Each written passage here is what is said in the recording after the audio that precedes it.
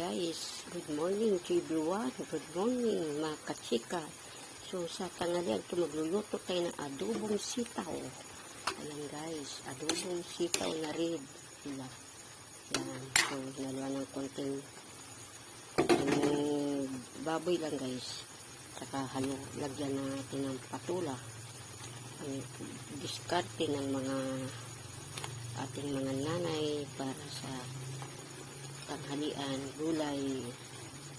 Yan guys. Yan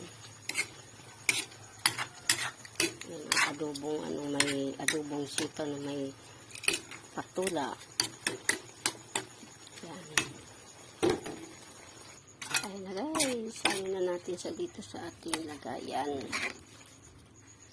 Yan.